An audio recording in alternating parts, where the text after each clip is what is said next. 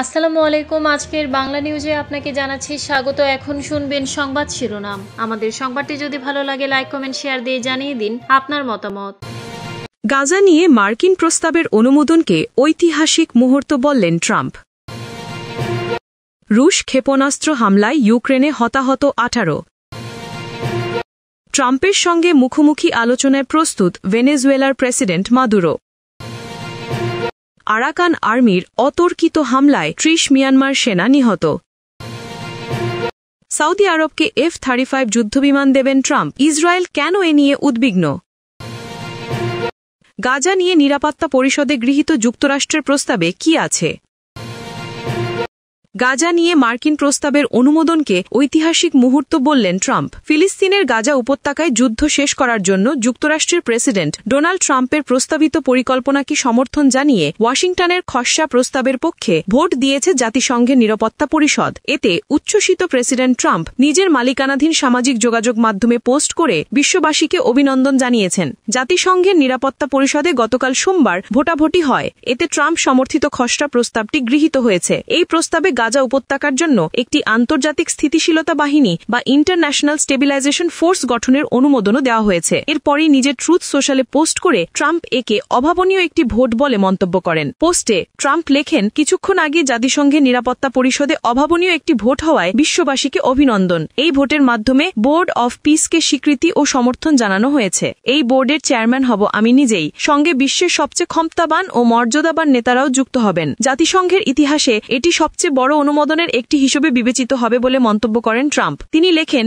বিশ্বজুড়ে এটি শান্তি প্রতিষ্ঠায় নতুন পথ দেখাবে। এটি এক সত্যি ঐতিহাসিক মুহূর্ত। ট্রাম্প জাতিসংঘ ও নিরাপত্তা পরিষদকে ধন্যবাদ জানান। পোস্টে তিনি নিরাপত্তা পরিষদের সদস্য দেশ চীন, রাশিয়া, ফ্রান্স, যুক্তরাজ্য, আলজেরিয়া, ডেনমার্ক, গ্রিস, গায়ানা, দক্ষিণ Korea, Pakistan, Panama, Sierra Leone, Slovenia ও সোমালিয়ার নাম উল্লেখ করে ধন্যবাদ জানান। নিরাপত্তা পরিষদের সদস্য না হয়েও খসড়া প্রস্তাবটির পক্ষে জোরালো সমর্থন জানানোয় কাতার, মিশর, সংযুক্ত আরব আমিরাত, সৌদি আরব, ইন্দোনেশিয়া, তুরস্ক ও জর্ডানের প্রতিও কৃতজ্ঞতা জানান ট্রাম্প।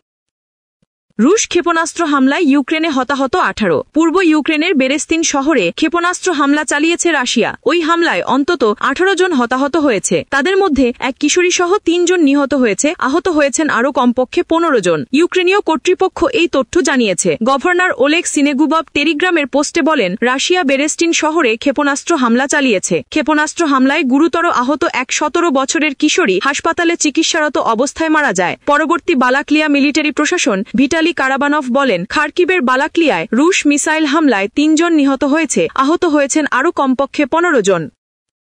ট্রাম্পের সঙ্গে মুখোমুখি আলোচনায় প্রস্তুত ভেনেজুয়েলার প্রেসিডেন্ট মাদুরো। ভেনেজুয়েলার প্রেসিডেন্ট নিকোলাস মাদুরো সোমবার বলেছেন, তিনি মার্কিন প্রেসিডেন্ট ডোনাল্ড ট্রাম্পের সাথে মুখোমুখি আলোচনা করতে প্রস্তুত। এর কয়েক ঘণ্টা আগে ট্রাম্প ক্যারিবীয় অঞ্চলে ক্রমবর্ধমান সামরিক উত্তেজনার মধ্যে দুই নেতার মধ্যে সম্ভাব্য আলোচনার কথা বলেন। খবর AFP'র। ভেনেজুয়েলার প্রেসিডেন্ট নিকোলাস মাদুরো সাপ্তাহিক টেলিভিশন অনুষ্ঠানে বলেন, দেশটি শান্তিতে থাকবে এবং যুক্তরাষ্ট্রের কেউ যদি ভেনেজুয়েলার সঙ্গে আলোচনা করতে চায় তবে তা কোনো সমস্যা ছাড়াই করা যাবে। যদিও যুক্তরাষ্ট্র ভেনেজুয়েলার গত বছরের নির্বাচনকে জালিয়াতি হিসাবে প্রত্যাখ্যান করেছে। এর আগে ট্রাম্প বলেন, তিনি ভেনেজুয়েলার প্রেসিডেন্ট নিকোলাস মাদুরোর সঙ্গে আলোচনা শুরু করতে পারেন। ক্যারিবীয় সাগরে ব্যাপক মার্কিন সামরিক শক্তি মোতায়েনের মধ্যে দিয়ে উত্তেজনা বেড়েছে। তিনি আরও বলেন, মেক্সিকোর অভ্যন্তরে মার্কিন মাদক বিরোধী অভিযানের সাথে তিনি একমত। ভেনেজুয়েলা এবং মেক্সিকো সহ বেশ কয়েকটি ল্যাটিন আমেরিকা দেশে অবস্থিত মাদক পাচারকারীদের মোকাবেলা করার জন্য ট্রাম্প ক্যারিবীয় অঞ্চলে মার্কিন বাহিনীর সংখ্যা নাটকীয়ভাবে বৃদ্ধি করেছেন।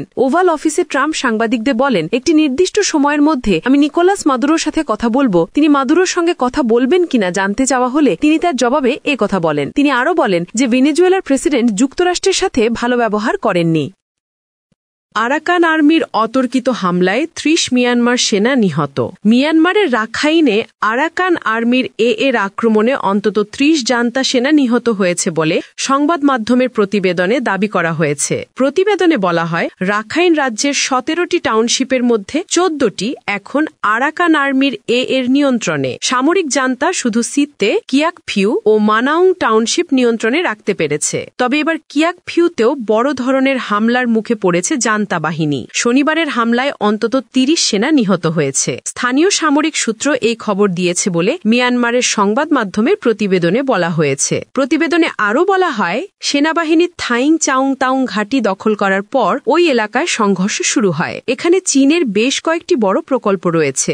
আরকান আর্মির ঘনিষ্ঠ এক সূত্র জানায়, আরকান আর্মি আগে থেকেই মিনপিন গ্রামটির চারপাশে মাইন পেতে সেখান থেকে সরে যায়। সেনা সদস্যরা নিরাপদ ভেবে ওই এলাকায় প্রবেশ করে। ঠিক তখনই আরাকান আর্মি তাদের উপর গুলি চালায়। তিনি বলেন, তারা ভেবেছিল এলাকা পরিষ্কার, কিন্তু আমরা শক্ত আঘাত হেনেছি। তিনি আরও বলেন, সেনারা মনে করেছিল গ্রাম ফাঁকা, তাই তারা আরাম করে ভেতরে ঢুকেছিল, এমনকি দল বেঁধে ছবি তুলছিল। সেই সময়ই আরাকান আর্মির সদস্যরা ভারী ও হালকা অস্ত্র দিয়ে গুলি চালায়। সূত্র জানান, অনেকেই মাইনে পা দেওয়ায় বিস্ফোরণে মারা যান। এ ঘটনায় প্রায় ৩০ জন সেনা নিহত হয়েছেন। এছাড়া আহতের সংখ্যা আরও বেশি। তবে সংবাদ মাধ্যমগুলো এই তথ্য স্বাধীনভাবে যাচাই করতে পারেনি।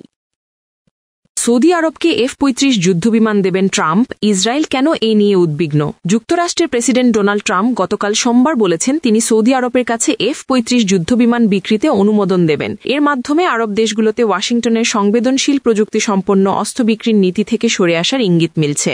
আজ মঙ্গলবার হোয়াইট হাউসে সৌদি যুবরাজ মোহাম্মদ বিন সালমানের সঙ্গে মার্কিন প্রেসিডেন্ট ট্রাম্পের বৈঠকে বসার কথা রয়েছে। আগের দিন সোমবার হোয়াইট হাউসে সাংবাদিকদের ট্রাম্প বলেন, আমরা F-35 বিক্রি করতে যাচ্ছি। হ্যাঁ, আমি এটি করার পরিকল্পনা করছি। তারা সেগুলো কিনতে চায়। ওরা আমাদের খুব ভালো মিত্র। এই বক্তব্যের মাধ্যমে ট্রাম্প ওয়াশিংটনের সঙ্গে রিয়াদের সম্পর্ক স্পষ্ট করে তুলে ধরেছেন। ট্রাম্পের এই সিদ্ধান্ত রিয়াদের জন্য বড় ধরনের সাফল্য হিসাবে দেখা হচ্ছে। আব্রাহাম অ্যাকোয়ার্ডসের অংশ হিসাবে ট্রাম্প সৌদি আরবকে ইসরায়েলের সঙ্গে আনুষ্ঠানিক সম্পর্ক স্থাপনে রাজি করাতে কাজ করছেন। তার ওই চেষ্টার মধ্যেই সৌদি আরবের কাছে অত্যাধুনিক সমরাস্ত্র বিক্রির অনুমোদন দেওয়ার ঘোষণা এলো। যদিও সৌদি আরবের কর্মকর্তারা তাদের দেশ আরব পিস ইনিশিয়েটিভের প্রতি নিজের প্রতিশ্রুতিতে অটল থাকার কথা জানিয়েছেন। আরব পিস ইনিশিয়েটিভে ইসরায়েলকে রাষ্ট্র হিসেবে স্বীকৃতি দেওয়ার শর্ত হিসেবে একটি টেকসই ফিলিস্তিনি রাষ্ট্র প্রতিষ্ঠার কথা বলা আছে। ওয়াশিংটন ও রিয়াদের মধ্যে সম্ভাব্য এই অস্ত্র বিক্রি চুক্তি ইসরায়েলের সামরিক প্রাধান্য সংরক্ষণ নিয়ে যুক্তরাষ্ট্রের নীতিকে প্রশ্নের মুখে ফেলেছে। যুক্তরাষ্ট্রের আইনে ইসরায়েলকে এই সুরক্ষা দেওয়ার কথা বলা আছে। ইসরায়েলের কয়েকজন কর্মকর্তা এরই মধ্যে সৌদি আরবকে যুক্তরাষ্ট্রের F-35 যুদ্ধবিমান দেওয়া নিয়ে আপত্তি তুলেছেন। ইসরায়েলের প্রতি যুক্তরাষ্ট্রের কয়েক দশকের পুরনো একটি প্রতিশ্রুতি রয়েছে। ওই প্রতিশ্রুতি অনুযায়ী মধ্যপ্রাচ্যের মার্কিন অস্ত্র এই নীতিতে পরিচালিত হয়ে আসছে। গাজা নিয়ে নিরাপত্তা পরিষদে গৃহীত যুক্তরাষ্ট্রের প্রস্তাবে কি আছে? গাজা যুদ্ধ শেষ করার জন্য প্রেসিডেন্ট ডোনাল্ড ট্রাম্পের প্রস্তাবিত পরিকল্পনাকে সমর্থন জানিয়ে যুক্তরাষ্ট্রের করা একটি খসড়া প্রস্তাবের পক্ষে ভোট দিয়েছে জাতিসংঘ নিরাপত্তা পরিষদ। জাতিসংঘের এ পদক্ষেপকে স্বাগত জানিয়েছেন প্রেসিডেন্ট ডোনাল্ড ট্রাম্প। গতকাল সোমবার গ্রহণ করা এ প্রস্তাবে গাজা উপত্যকার জন্য একটি আন্তর্জাতিক স্থিতিশীলতা বাহিনী ইন্টারন্যাশনাল স্ট্যাবিলাইজেশন ফোর্স বা ISF গঠনের অনুমোদনও দেওয়া হয়েছে। গাজা নিয়ে ট্রাম্পের ২০ দফা পরিকল্পনার প্রথম ধাপ কার্যকর করতে গত মাসে সম্মত হয়েছে ইসরায়েল ও ফিলিস্তিনি স্বাধীনতাকামী সংগঠন হামাস। এ ধাপে ২ বছর ধরে চলা যুদ্ধ স্থায়ীভাবে অবসানের লক্ষ্যে একটি যুদ্ধবিরতি প্রতিষ্ঠা করা এবং ইসরায়েলি জিম্মি ও ফিলিস্তিনি বন্দী বিনিময়ের কথা রয়েছে। এখন গাজায় একটি অন্তর্বর্তী প্রশাসন গঠনকে বৈধতা দেওয়া এবং যেসব দেশ সেখানে সেনা পাঠানোর কথা ভাবছে তাদের আশ্বস্ত করার জন্য নিরাপত্তা পরিষদের এই প্রস্তাব গ্রহণকে অত্যন্ত গুরুত্বপূর্ণ হিসেবে দেখা হচ্ছে। প্রস্তাবের ভাষ্য অনুযায়ী সদস্য দেশগুলো ট্রাম্পের নেতৃত্বাধীন বোর্ড অফ পিসে অংশ নিতে পারবে।